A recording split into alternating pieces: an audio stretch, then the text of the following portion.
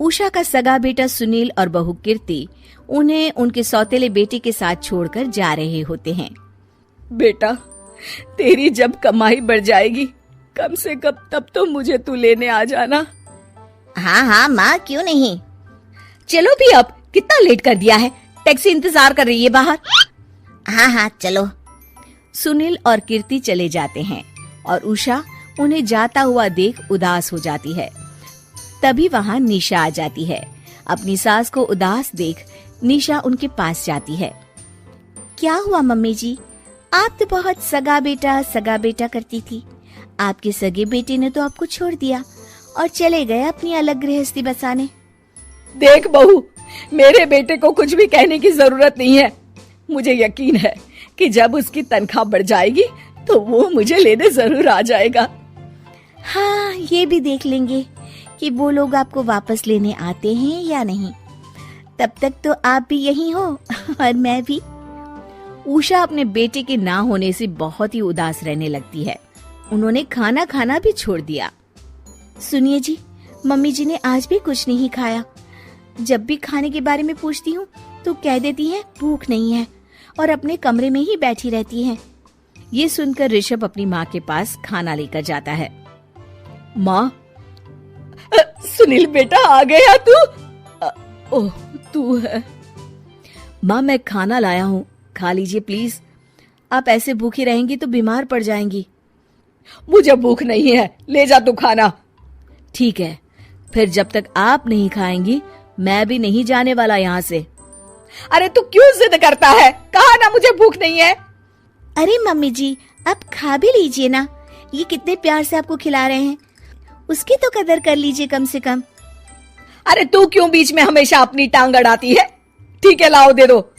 कम से कम खाने के बाद तुम दोनों तो इस कमरे से जाओगे। उषा खाना खा लेती है और ऋषभ और निशा ये देखकर खुश हो जाते हैं। चलो, कम से कम माँ ने खाना तो खा लिया। उषा एक दिन सुनील को फोन मिलाती है।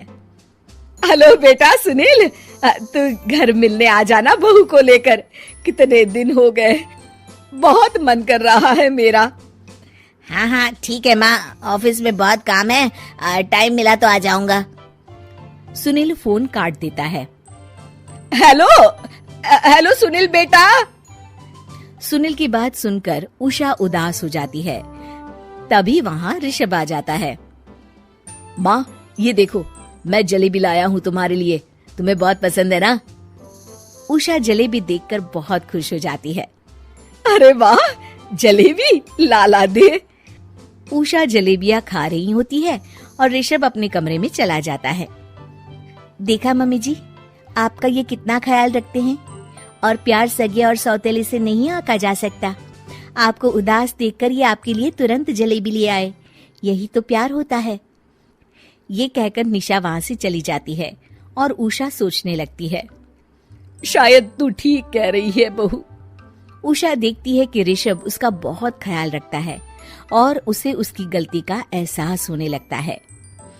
एक दिन सुनील और कीर्ति घर पर आते हैं। उषा उन्हें देखकर खुश हो जाती है। और माँ कैसी हो?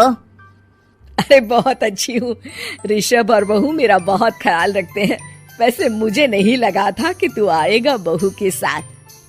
क्यों, ऐसा क्यों लगा आपको माँ? बेटा, फोन पर तूने कहा था कि तुझे बहुत काम है।